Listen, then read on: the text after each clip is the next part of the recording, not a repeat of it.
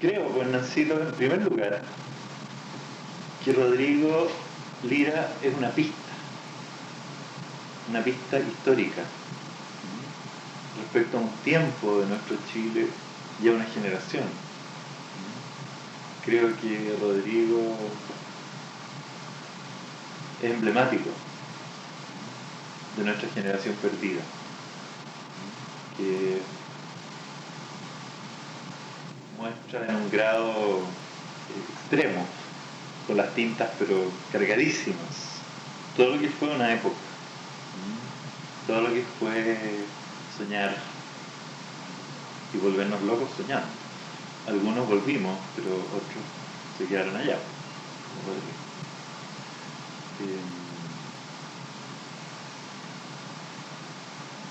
Estamos en una... Pero aquí, perdón, voy a interrumpir. Aquí llama sueño, ¿en qué sentido? Porque como que Rodrigo no tuvo sueños. Bueno, es que... No sé si es que usted tal vez es literal, digamos. Pero... Es que antes soñábamos todo lo mismo. Te quiero decir, yo fui amigo de Rodrigo entre el 68 y el 72. Y ahí soñaba. En que él todavía no se le desataba esto como un desequilibrio fuerte. Él todavía era una persona igual a todas, en el sentido de atinar, de no ser rechazado por un delirio ya intolerable, sino que estaba a tono con un mundo de soñadores, como te digo, porque estábamos... él y yo coincidimos en la volada hippie, no en la política, porque si bien éramos simpatizantes con la revolución política, la nuestra era de la otra revolución. Entonces,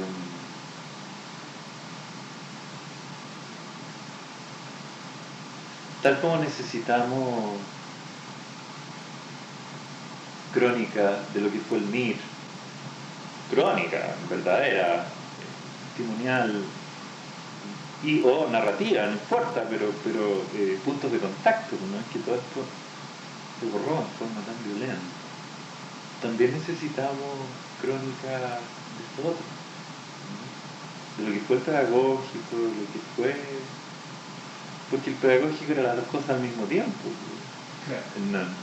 O sea, eran cuarteles del MIR y también era el lugar de la revolución de las flores y del amor libre y todo lo demás al mismo tiempo. Claro. O sea, lo que se vivía en esas tomas universitarias era verdaderos experimentos de vida comunitaria. Era muy rico, muy loco. Y en ese ambiente Rodrigo estaba, pero súper en su salsa.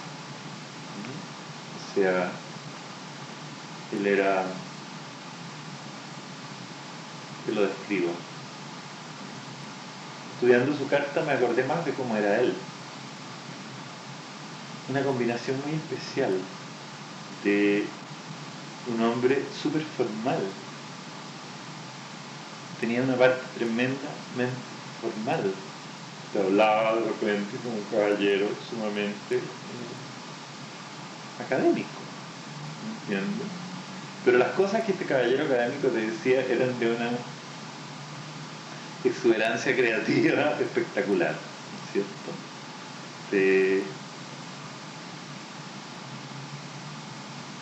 Su sentido del humor era todo como en serio. No era una persona juguetona en absoluto. Era más bien una persona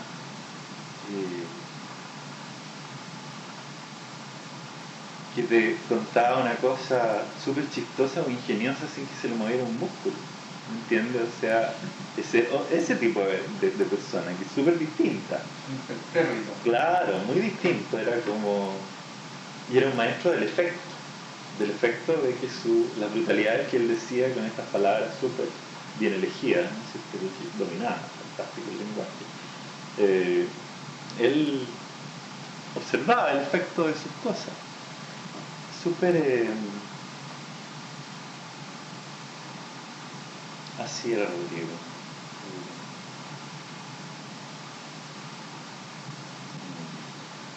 Entonces, como te digo, entiendo súper bien que tú estés haciendo algo con él, porque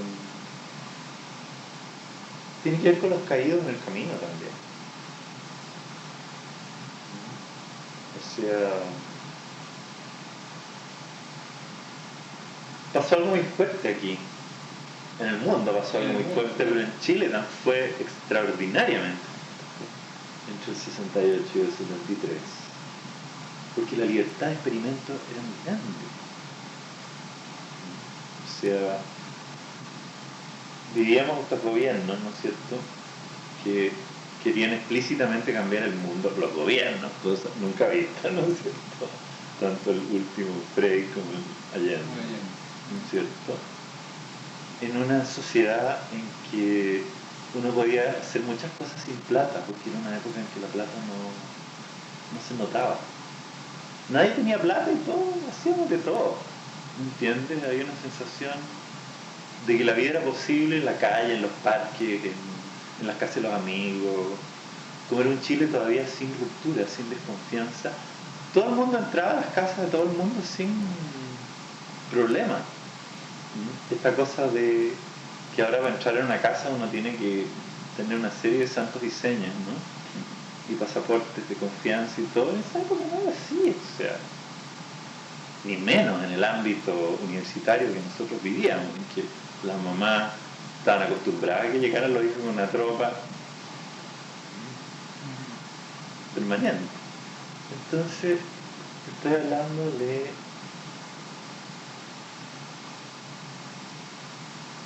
una locura creativa muy grande, porque acaba de manifestarse todo. Entonces, estas glorias de la música, por ejemplo, que estaban ocurriendo, nosotros imaginábamos que eran las primeras y que después no iba a parar más esto, ¿entiendes? Después supimos que no, que la música que floreció en esos años no siguió eternamente reproduciéndose a sí misma, ni mucho menos. ¿Me entiendes? O sea,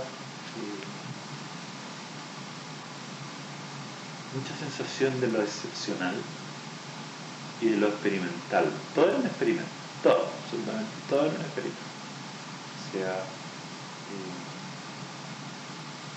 la misma energía, ¿no es cierto?, esta energía revolucionaria pero drástica, que estaba puesta por unos en el tema político y por lo tanto cómo tomarse el poder y cómo toda esa parte, estaba puesta por nosotros, Rodrigo y otros, estaba puesta en el experimento psicológico. La expansión de conciencia, ¿no es cierto?, el ácido lisérgico y todos esos temas. Y Rodrigo, por supuesto, pero naturalmente. Claro que sí. El esoterismo. Sí, pues es una faceta interesante. Claro, o sea, descubrir que los antiguos tenían claves de la verdad. Y decirse, vamos para allá y averigüemos. El tema artístico. O sea, Rodrigo conocía su talento, porque quería escribir. Él quería escribir. ¿Desde siempre? Desde siempre. Porque empecé a escribir como más tarde. Pero es que él quería, a ver, no. Lo que él quería era hacer algo... Quería pintar. Algo extraordinario, exacto. ¿Ya? Quería, en la época en que yo lo conocí, él estaba más bien en la onda de los espectáculos. ¿Ya? De cómo hacer algo realmente nuevo en la onda del espectáculo. ¿Ya? Entre... comenzaba a saberse, por ejemplo, de la ópera rock. Entonces, todo eso. La sola palabra ópera rock ya desataba las imaginaciones. Claro. Entonces, eso.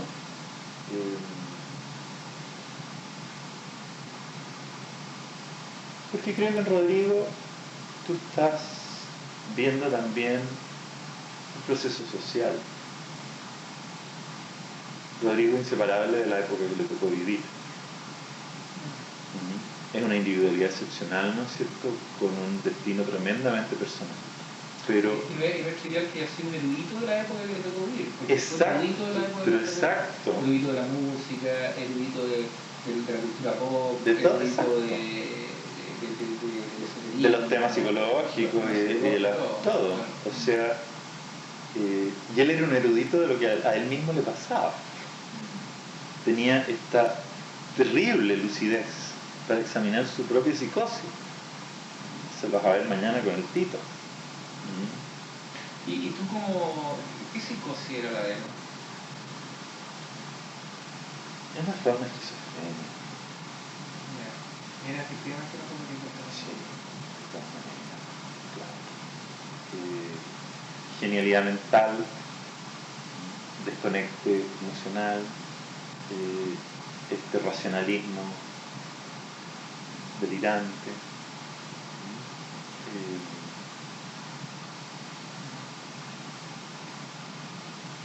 Esquizofrenia paranoide, de todas maneras. Pero, ¿cuánto esa esquizofrenia está ligada a la época y a contextos? ¿O era... vamos a verlo? O sea, la esquizofrenia de Rodrigo se notó cuando el contexto dio un vuelco y el tema ya no era experimentar, crear, fantasear, soñar, sino que el tema se transformó drásticamente en atinar, adaptarse, construir. Ahí es cuando él comenzó a moverse en la otra dirección.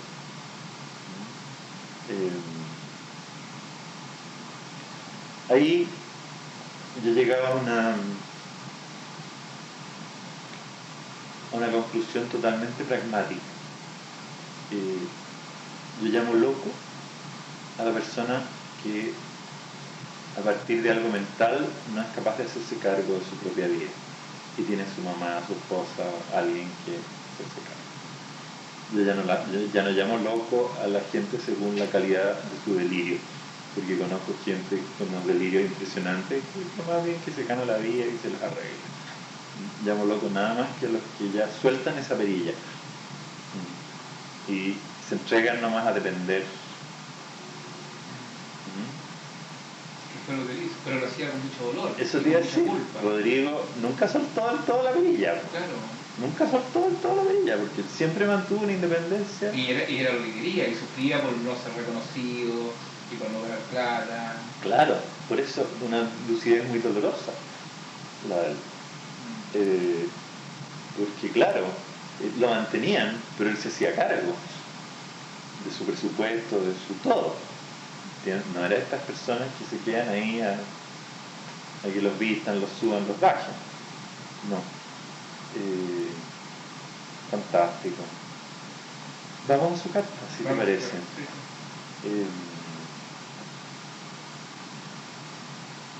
Rodrigo no es un héroe. No es un héroe. No es tampoco... Bueno, es que héroe es lo mismo. No estamos hablando de un ser devorado por un arquetipo, a la manera de Jim Morrison de los Doors, por ejemplo. Eso es un ser humano que es devorado por un arquetipo, ¿no es cierto? Que termina... ¿Qué significa eso? Jim Morrison dejó de ser Jim Morrison y se convirtió en Dionisio, el dios de la embriaguez, del éxtasis, que está ahí, ¿no es cierto?, para que se lo devoren sus enamorados, sus adoradores. Sus adoradores, esa es la palabra, ¿no es cierto? Y que necesita echarse todas las píldoras y todo el trago y todas las cosas para mantenerse en estado y naturalmente su sistema nervioso le colapsa. Ese es un caso de ese otro tipo. ¿Y eso es ser un héroe en algún sentido? Claro, ya. Claro, porque Jim Morrison está en las camisetas. Te quiero decir, hay gente que quiere usar una camiseta de Jim Morrison, yo tengo música de él, lo amo. ¿Qué significa? Mostró lo divino de una manera. En cambio yo diría que Rodrigo es maravilloso en lo opuesto. Él muestra lo humano, pero a toda humanidad. Hay en él una pasión por mantenerse fiel a sí mismo y ser Rodrigo Lira hasta su último acto. Es muy de él el ser tan famoso después de su muerte. ¿Me entiendes? Porque es impresionantemente famoso Rodrigo. O sea, en ciertos círculos. Claro, en ciertos círculos ha ido adquiriendo un tema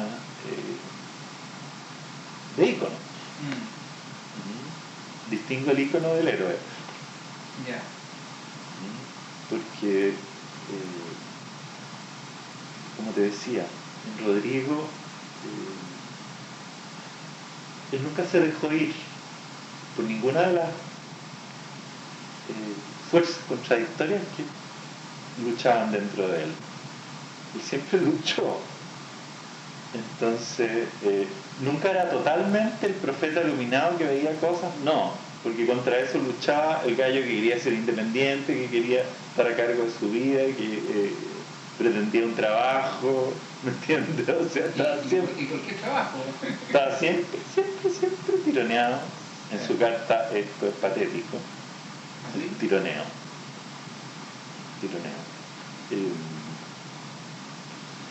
La carta de Rodrigo, por supuesto, como todas las cartas, no es una carta que nos indique lo que iba a suceder con él. Después de saber lo que sucedió con él, uno puede mirar la carta y obtener ayuda, descripciones que interesan. Voy a cortar un ratito, no sé si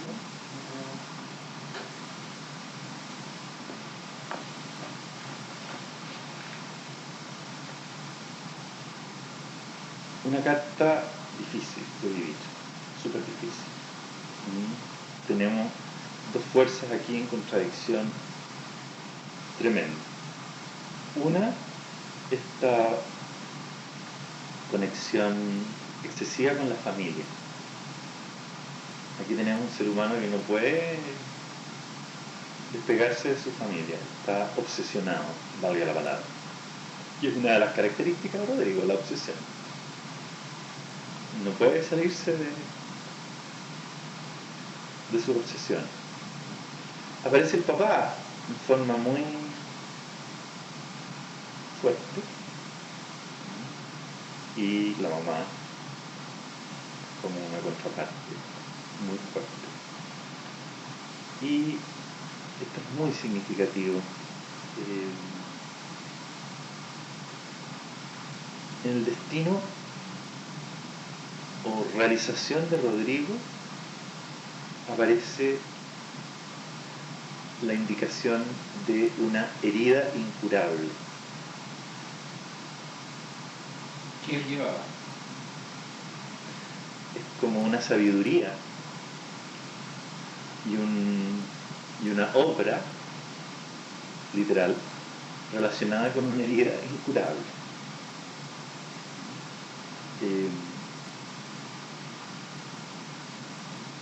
Si él no hubiera perdido de forma tan fuerte sus puentes comunicativos, es posible que en verdad hubiera podido ayudar mucho a mucha gente con su saber.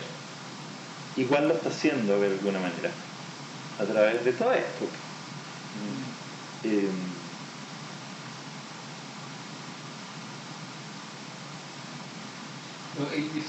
¿Cuál es, no sé si cuál es, pero qué llamas tú una herida incurable? Una herida incurable, ¿no es cierto? Es o algún evento de tu vida que te deja para siempre marcado. O, como en el caso de él, un desorden genético que no tiene remedio. Porque él estuvo en las mejores manos como ayuda posible. Tomó y probó todos los remedios que existían en su época, que eran buenos. Pero era más fuerte que todo eso es un desequilibrio. O sea, vas a conocer mañana al Tito Rojas, ¿no es cierto? Te vas a dar cuenta que si el Tito lo hubiera podido sanar con psicoterapia, pero lo hubiera sanado de todas maneras. Pero había algo incurable. Y te digo, evidentemente Rodrigo se dio cuenta que era incurable y de ahí su suicidio.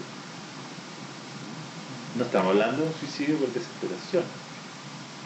Estamos hablando de un suicidio por cancelación de toda oportunidad. A sus 33 años, ¿no? 32 años.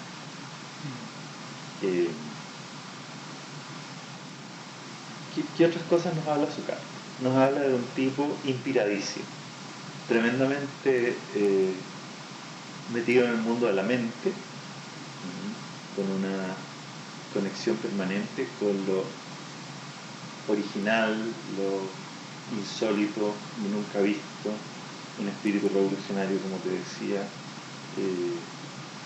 apasionado, y una dificultad enorme para aterrizar todo esto, para, como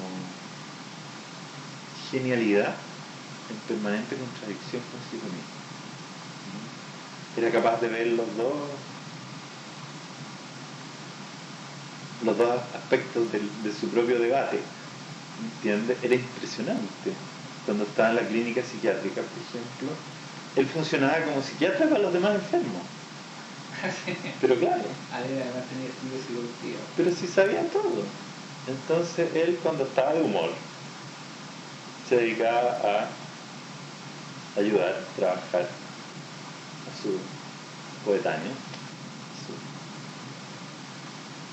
Y en otros minutos necesitaba él hacer locuras y hacía striptease y para arriba de las mesas a recitar. ¿Qué listo esto? ¿Aquí lo viste? Claro. Si yo estaba haciendo mi práctica como psicólogo en la clínica psiquiátrica en una de las épocas en que estaba internado en la clínica psiquiátrica, lo cual para mí era bastante fuerte. Claro, es decir, porque éramos amigos y él estaba de loco y yo estaba de tratante de loco. Era fuerte, porque además él no tenía ninguna fantasía de que yo sabía algo que él no sabía. Él lo único que tenía muy claro era que algo había en mi sistema que permitía que yo lubricara mi contacto con el mundo y algo ocurría con el sistema de él que echaba a perder eso. ¿Cachai? Era súper fuerte el momento que teníamos la misma nada. Entonces ver a mi amigo, ¿no es cierto? Allá fuerte. Súper fuerte. Y muy fuerte además. Era una época de mucha antipsiquiatría, de mucho lying y de mucho todo, ¿no es cierto? Entonces se hacía más incomprensible. Era más fuerte todavía que lo que hace él allá adentro. ¿Y qué hago yo acá? Y que determina que yo pueda entrar y salir libremente de este lugar, ¿no es cierto? Y que más encima tenga una responsabilidad. En fin, mucha onda. Él era muy irónico, pero muy irónico. Y amaba el humor negro, castigar. Bueno, su poesía se ve, ¿no?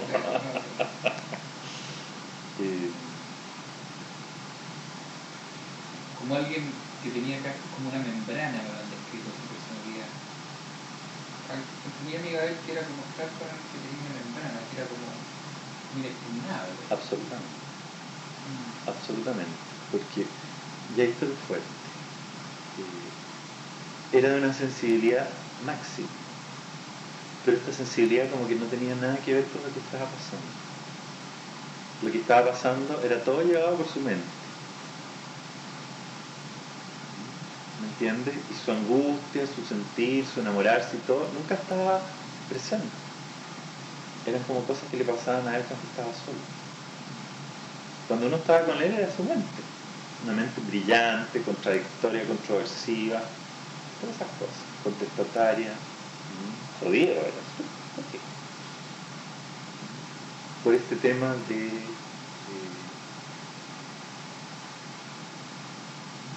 de que no había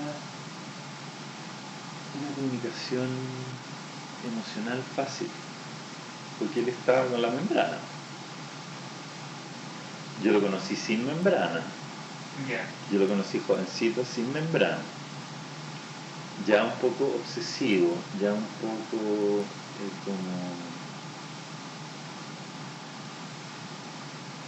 ya un poco raro, pero todos éramos raros en esa época. Formaba parte del... Si el experimento era ese, pues. Claro. Buscar cada uno su individualidad, pero al chancho. O sea, ¿dónde está aquello que es única y solamente mío? En que no me parezco nada a nadie más. Entonces estábamos todos en esta movida.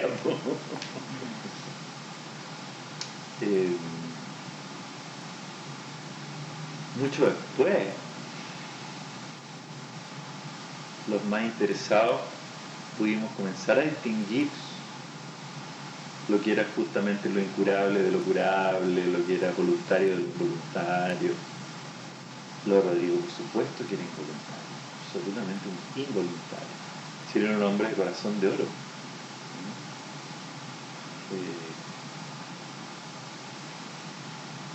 Fue muy doloroso y muy chocante verlo irse hacia la psicosis y darse cuenta que no había nadie cerca. ¿Entiendes? O sea, porque las ganas de psicologizar el asunto eran muy grandes. No había nada que hacer, o sea, es que había una dureza en el entorno también, y sobre todo el entorno en el que él se movió, se trató de mover el entorno de la literatura o del arte de esa época, que era un entorno muy salvaje. Sí, claro. Había una dureza también, entonces yo a veces me pregunto si no había nada que hacer. Bueno, tú lo conociste más, pero es que también nosotros, digamos, y es una cosa que me gustaría rescatar en algún momento en el trabajo mismo, es como que nosotros estamos acostumbrados a una vez que estigmatizamos a alguien por cierta agresión, ni siquiera tenemos la capacidad de reconocer que la agresión que de él viene puede tener alguna, no sé si me estoy explicando bien, puede tener alguna explicación, pero nosotros no somos comprensivos con el otro, sino que inmediatamente como que lo estigmatizamos y ahí ya entramos en una dinámica de discusión que fue muy, no solo en esa época, sino que es una dinámica muy acentuada de parte de nuestra. Y él era muy sensible ante esas cosas. Estoy súper de acuerdo. Y hay una circularidad ahí. Estoy súper de acuerdo contigo, pero este proceso en el caso de Rodrigo fue muy lento. Él era muy agresivo, era muy competitivo. Fue muy lento.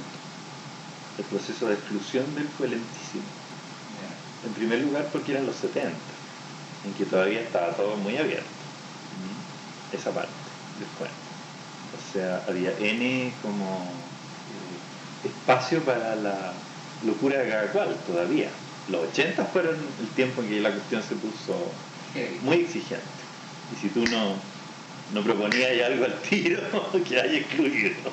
70 todavía tenían otra onda. Pero además porque Rodrigo nunca fue un ser abandonado. Rodrigo fue siempre un ser súper protegido por su mamá, ¿me entiendes? Y jamás fuera de ayuda. Todo lo contrario, se intentó con pero cuánta ayuda y por donde se pudiera. ¿Me entiendes? Me viene al cuento compararlo con la experiencia de Zurita, de Raúl. Un ser más o menos de la misma generación, un poco menor, ¿entiendes? Que también estuvo psiquiatrizado y encerrado y todo, que también estuvo al borde de que se le echara a perder todo, digamos, pero no fue así. O sea, él pudo optar por estar bien y hacerse sus trabajos internos y sus reciclajes y todo, y hoy día, ¿quién es? O sea, libre, intelectual, ¿no es cierto? Una voz poética que no tiene ya nada que ver con la locura. Todo que ver con la profecía, pero no con la locura. Entonces, lo comparo porque Rodrigo tuvo mucha más ayuda que Raúl. Pero lo que tenía adentro, como te digo, era insuperable. Un desorden ahí bioquímico espectacular. De lo que él sufría terrible, ¿no? No poder controlar su propio sistema. Lo dice. En su currículum hay momentos en que se trasluce eso. Ese no poder sujetar el delirio. ¿Tú tienes filmaciones de la universidad? Sí, o sea, sí, todo lo que hay. Yo lo que rayaré, no te molestes, no quiero rayar por atrás. No, pero sí es tuyo.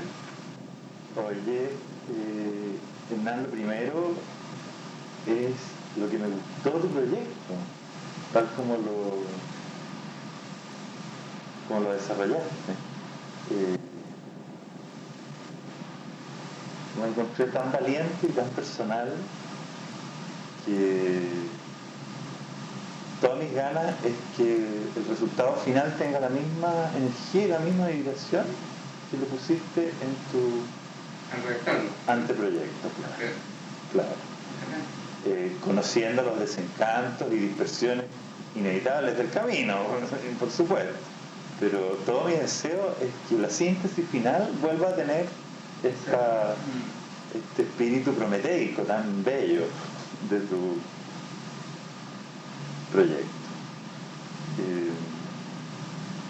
Incluso se me ocurrieron como voladas, así como que de repente en el audiovisual algunas partes podrían ser habladas por el alma de Rodrigo, por una voz femenina en off, que fuera su alma hablando. Lo digo porque... No, es sincrónico porque yo, bueno, después he ido desarrollando el guión y lo tengo un poco pensado y es más, quería que fuera hacer algunas peregrinaciones por el Elqui donde hacía Rodrigo, bueno, te voy a vender los recursos que lo tienen para el proyecto y hacer transitar al propio plano como una especie de fantasma, entre comillas, de lo que es Rodrigo, y en off, que el mismo con su voz sea un narrador como que habla Rodrigo en definitiva. Precioso. Y buscar algún... Claro. Claro, ahora qué palabras se le pueden poner ahí, no tenemos que ver. Bueno, ahí están sus escritos, su poesía y todo. Claro. Hay cosas grabadas. O sea, lo que me fascinó de tu proyecto, ¿no es cierto?, es que fijaba un potencial de libertad expresiva gigantesca. O sea, porque lo que vamos a celebrar de Rodrigo no es su suicidio, lo que vamos a celebrar es su canto. Pero si su canto está lleno de ironía y lleno de ¿no es cierto?, el currículum es una cuestión impresionante, o sea, de un weón que a la vez está desesperado y también está mirando con sonrisa la cuestión. O sea, en eso está la grandeza que hace que estemos hablando de él, pues si no sería como tantos nomás. No, me impresionó cantidad tu proyecto. Me dieron ganas de que pasaran más cosas así como lo que tú planeaste. Por supuesto que ese es el motivo por el cual acepto hacer un libro contigo de todas maneras, porque tiene que ser así. Lo que te decía, si no es a nuestro gusto y gana, no va a resultar. O sea, ya el siglo XX ya quebró el tema de hacer las cosas como deben ser, porque el siglo XX dijo, ¿y cómo deben ser las cosas? ¿Y quién dice que deben ser así? ¿No es cierto? Y ¡pum! Claro que nos quedamos en la desorientación absoluta, pero nos dio esa libertad del gusto y la gana. Ya, entonces ¿tú traes algunas preguntas, algunas inquietudes? ¿Tú quieres que yo me huele? Que tú te vuelves con la bien como interpretativo con la carta, digamos, Perfecto. incluso imaginando que Rodrigo lo está escuchando. Ah, estupendo. Ya, súper, súper. Muy bien. Lo primero que tenemos aquí es una sensibilidad pisciana, profunda como el mar. Tenemos la luna y el ascendente en el signo de Piscis, lo que nos habla de un alma totalmente fluctuante, siempre atenta a lo externo, pero siempre volviendo a lo interno como una especie de marea constante. Con la luna en la primera casa tenemos esta cara de luna, esta cara blanca y llena de luna, esta carne como un poco blanda que tenía él, esta sensación de que un hombre como él tiene que estar satisfecho en todas sus necesidades naturales, y si no va a estar muy mal, ¿me entiendes? O sea, estamos hablando de un hombre que tiene que estar bien comido, calentito, con mucho cariño, como con su mamífero muy bien cuidado, porque si no vamos a tener desequilibrio emocional de todo, justamente. Entonces,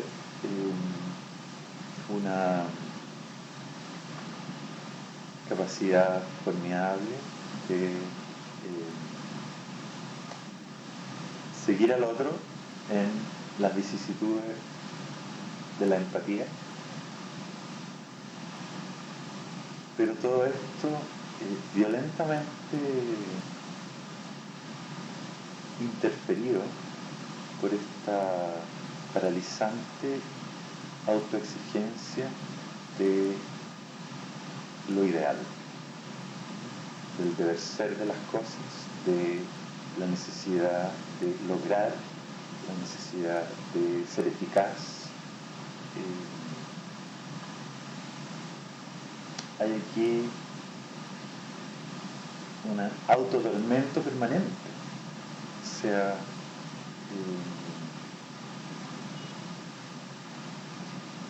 si este hombre pudiera ser cara de raja, sería feliz, pero no puede ser cara de raja, se exige. Entonces escribe, y escribe maravilloso, pero si no publica, sufre, ¿me entiendes? Si no lo premian, sufre. Si no lo premian, sufre. Si no lo pescan, sufre. O sea, hay una inseguridad construida en la familia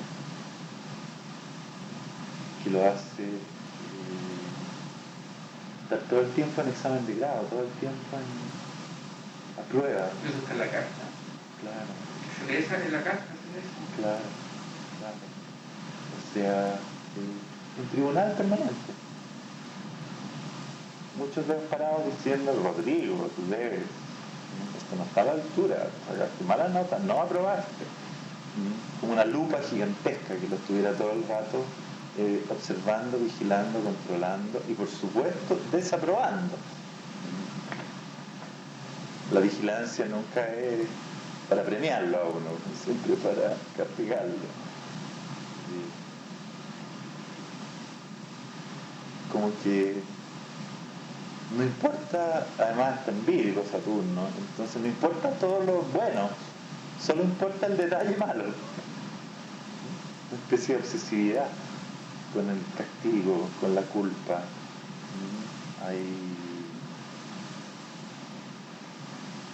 Hay, por ejemplo, en esta carta, ¿no es cierto?, un potencial de sensualidad muy grande, pero es una sensualidad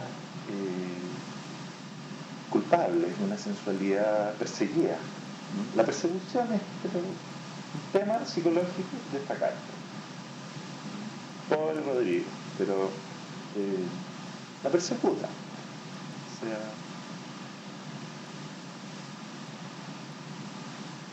no soy como debo ser. Lo que hago no es suficiente. Todo esto en choque con una tendencia natural casi indolente, te diría, en el sentido de una sensualidad y una necesidad de ensoñación, divagación, como flotar, navegar por la vida sin apuro, totalmente en contradicción con lo anterior. Como una parte de él, ¿no es cierto?,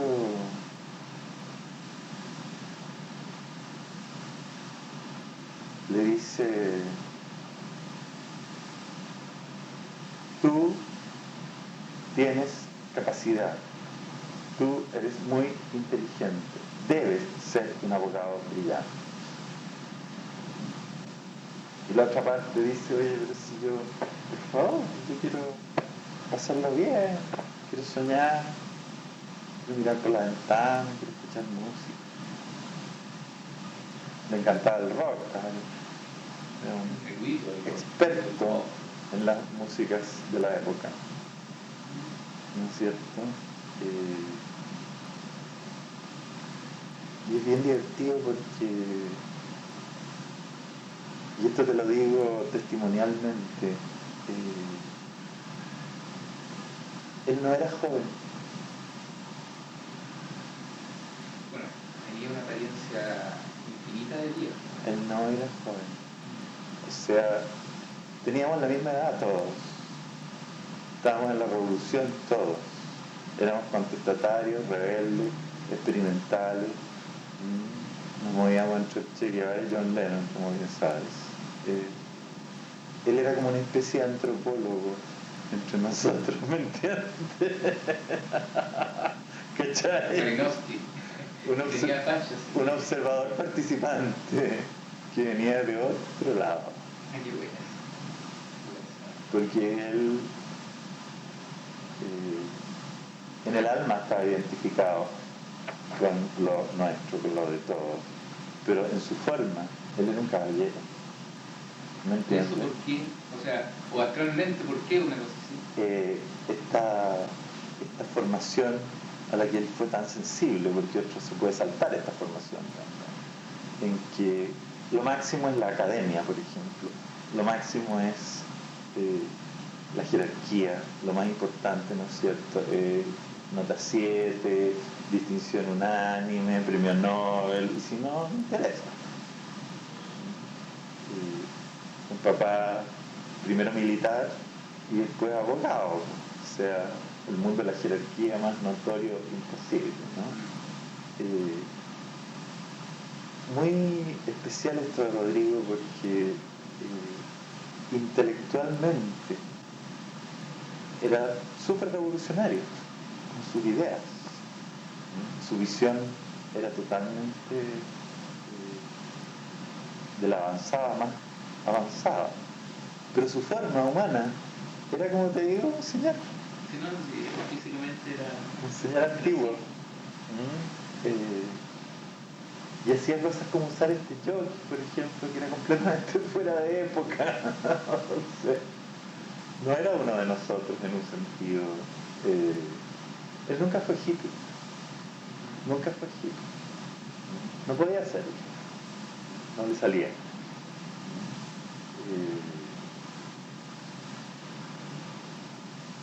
Había algo en él siempre un poco engolado, ¿me entiendes? O sea, su manera de ser rupturista era demasiado autoconsciente, ¿me entiendes? Era formal. O sea, su mejor humor era el humor negro, por eso mismo, ¿me entiendes? Era el humor que venía de la parte como oscura del cuento. No era el ingenio vivaz, sino que el otro lado del cuento. Esta inteligencia poderosa aplicada a las contradicciones de las cosas, su poesía, tiene tanto eso. Por ahí, dime. una fijación materna fuerte. Una mamá que lo es todo, por un lado, y que por otro lado abandona. Una mamá que ni suelta ni nutre. O sea,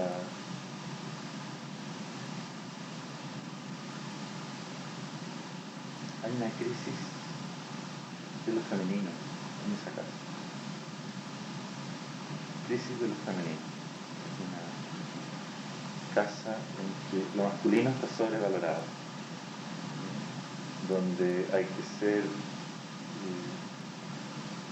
Pero, una pregunta. Pero este lo que me está diciendo, perdona lo literal de mi pregunta, pero ¿está en la carta o es un constructo que tú haces también al conocer? Claro. Me baso en la carta y salto para allá. Salta para allá. Claro. Se ve en la carta. En la carta lo femenino está súper afligido. Claro, yo me pasé a la familia porque lo vi como un tema familiar, pero por supuesto en Rodrigo esto es muy fuerte. Hay un tema, me voy a eso. Rodrigo ama en secreto, ¿entiendes?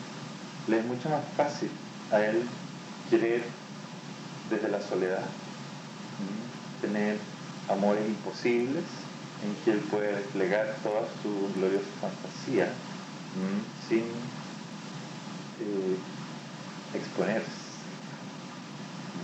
a la posibilidad del rechazo, la indiferencia que eso para él. Porque a él se le ocurre al tiro que no lo van a querer, pero al tiro, lo primero que se le ocurre es que no lo van a querer, porque él su inteligencia la conoce, pero lo que él teme es que él no sea, que no inspire amor. Tú llegaste al mismo diagnóstico por el otro lado. Porque aquí lo femenino está muy afligido por dos lados. Uno, esto de que el amor es condicional, aparece aquí. O sea, ya no lo quieren según los méritos, según lo que haga, según se lo merece. Entonces, es un hombre mucho mejor para querer él que para dejarse querer. Lo difícil para él es dejarse querer. O sea, creer en el cariño, confiar en que el otro, claro, ¿por qué no me va a querer? A él se le ocurre el tiro, ¿por qué no lo va a querer? Hay una desconfianza emotiva, afectiva,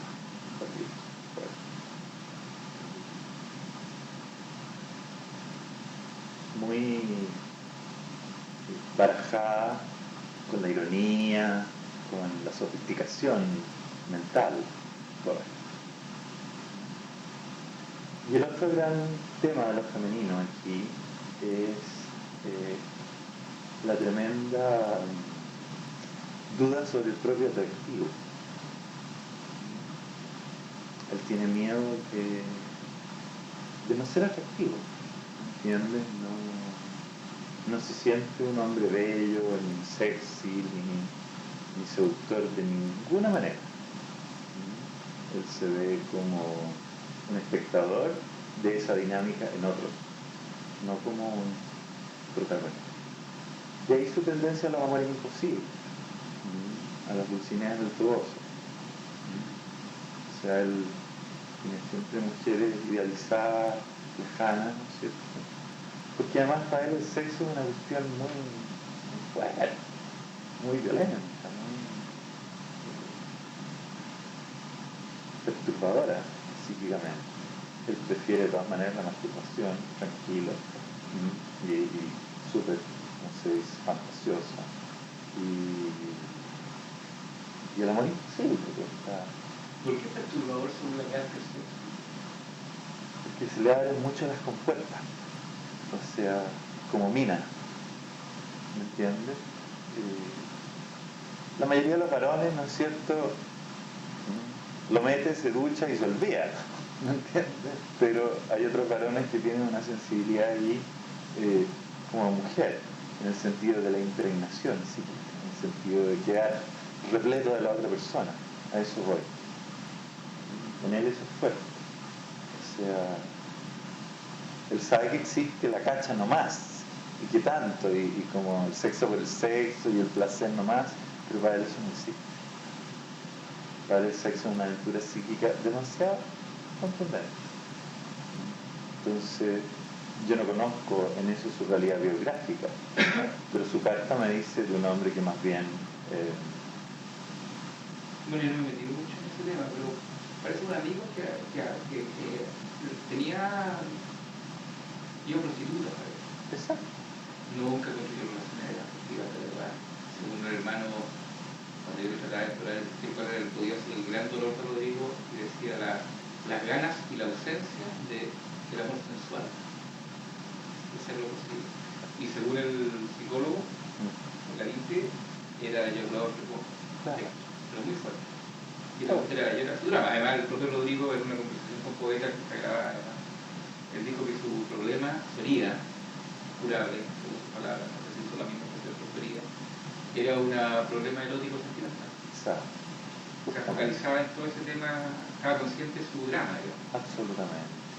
Ahora, esta pregunta es como aparte, independiente, pero cuando una carta puede ser así y una vida se constituye así, ¿cómo se puede, un psicólogo, por ejemplo, usando estos conocimientos de sabiduría que tú ya tienes, cómo puede ayudar al individuo a superar esa tensión? O si no, podríamos caer en la idea de que tienen prácticamente destinos ineludibles. No, por supuesto. Te lo pregunto. O sea, en absoluto la carta de Rodrigo por sí misma nos habla de una vida como la que él llevó. O sea, yo estoy hablando de la carta sabiendo de quién te estoy hablando. Esto además podría ser la carta de un hombre, ¿no es cierto?, que tiene que recorrer un camino para poder llegar a una plenitud amorosa, pero que posiblemente a los 30 años ya está en condiciones de vivirlo, después de suficiente experiencia y terapia, ¿me entiendes? Pero el tema de Rodrigo, claro, mucho más que eso. Por supuesto, lo que está aquí en la carta es la obsesión con lo femenino. Mucho más obsesionado que con el premio Nobel. Él está obsesionado con que una mujer lo haga y poder disfrutar de su cuerpo. Si el tema del cuerpo es un tema central aquí. Y tal vez el premio Nobel le podría en su cabeza haber servido como vehículo para... Sin duda. O sea, no el premio Nobel, el premio, el reconocimiento. Claro, tanto a los shows, cualquier cosa. Claro. Porque tenemos, ¿no es cierto? ¿Qué es lo que tenemos aquí? La carta del boyerista. Es la carta de un hombre tan frágil en las zonas de la sensualidad y de la intimidad sensual que él mira, ¿me entiendes? Mucho más que arriesgarse. Voyeur, el placer de mirar. Entonces, no te quepa duda que recorría, analizaba cada centímetro del continente femenino. La idea que yo tengo para el documental es hacer, si lo extremo voy a filmar un orgasmo, o si no, un cuerpo mujer y a la manera de un boyerista, pero un boyerista tetra, o sea, claro, y además un boyerista, no boyerista, no es la palabra, pero como tratar de poeta, claro, meterse en el cuerpo, que era su carencia, total, o sea, te aseguro que él leía Neruda, cuerpo de mujer blancas colinas, ¿no es cierto?, y suspiraba, o sea, como la sensación del exilio, ¿ves? Estar exiliado de él.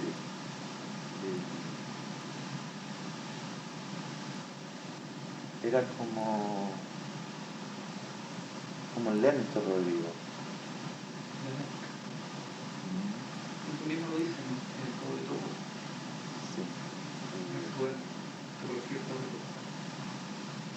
Claro, exacto. Y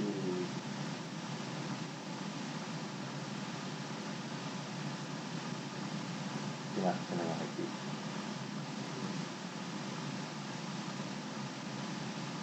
Violencia. Violencia. Tenemos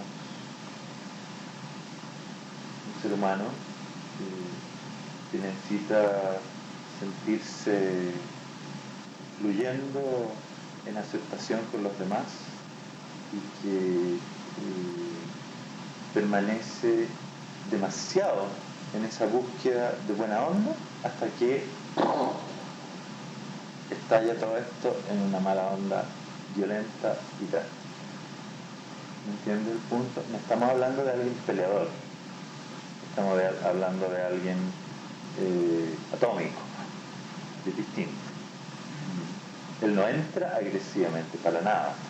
Él entra diplomáticamente, pacíficamente, buscando la armonía y la complicidad, esta es la palabra, buscando la complicidad, pero todo esto revienta en ciertos momentos en forma muy violenta, cuando inevitablemente se siente controlado o manipulado o presionado o obligado por el otro a algo. Una facilidad para sentirse acorralado, bien mal. Fascinación por la violencia, o sea, por la violencia abstracta. No es un hombre que iría al box, jamás, ¿me entiendes? No es eso. Ver películas, no documentales, películas que explotan las cuestiones, que los gallos sacan la mierda. Claro. El rock también, la parte fuerte del rock, etc. No es que tenemos mucha contradicción entre la bomba atómica que tiene adentro y sus ganas de armonía, ganas de que todo sea pacífico. La figura del antropólogo te va a servir. Buena, es muy buena. Sí, sí, porque hay una parte de él que es el que quisiera participar pero no puede, queda siempre espectador. Bueno, contigo. Espectador sufriente, por lo mismo. Claro, porque está frustrado en su deseo, ¿no es cierto?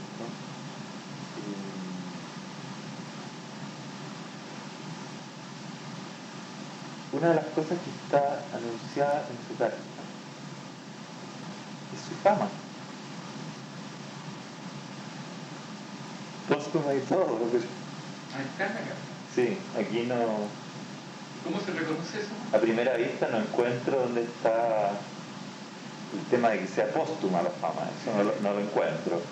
Me imagino que una... Pero en vida igual dentro de cierto Claro. su círculo tuvo fama, Claro. era potencialmente famoso siempre. Claro. Esta es una carta de un líder. Esta es una carta de un líder cultural.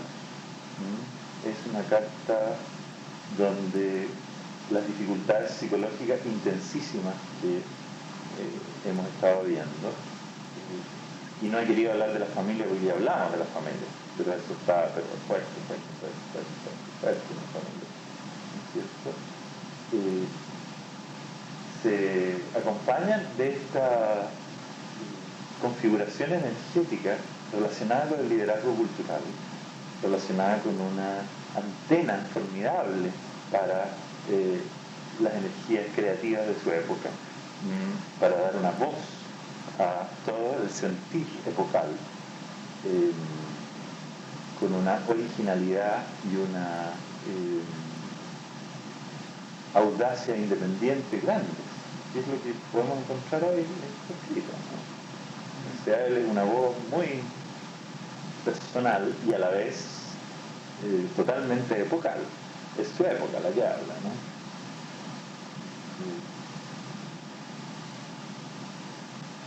Yo presté ese libro, voy a recuperarlo.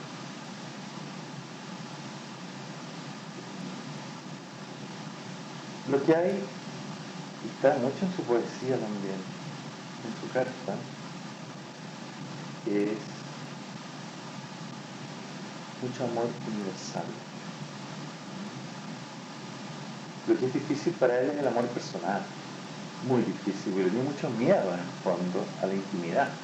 Él se mueve muy bien en la asamblea, donde se mueve mal es en la intimidad. Porque ahí se siente muy torpe, le da mucho miedo y se defiende al tiro. O sea, ¿cuál es su sello psicológico? El hombre que es indiferente primero a que le sean indiferente a él, ¿me entiendes? ¿Cachai? A la defensiva. Antes que tú no me pesques, yo no te pesco. A la ofensiva, en realidad. Claro, claro. O sea, que tú no me pesques es demasiado grave, entonces yo soy indiferente nomás.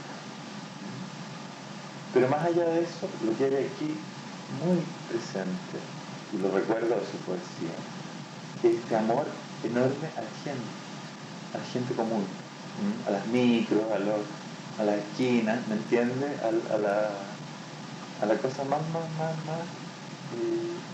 cotidiana, más popular. De la glorieta de la Todo eso, o sea, pero un amor universal muy concreto, claro. no un amor universal abstracto. No, es muy poético también. Claro. Porque él, podríamos decir que el mundo que le costaba era el mundo humano, pero él habitaba muy bien el otro, la ciudad, los jardines, las esquinas, los espacios, con esta sensibilidad preciosa del hombre.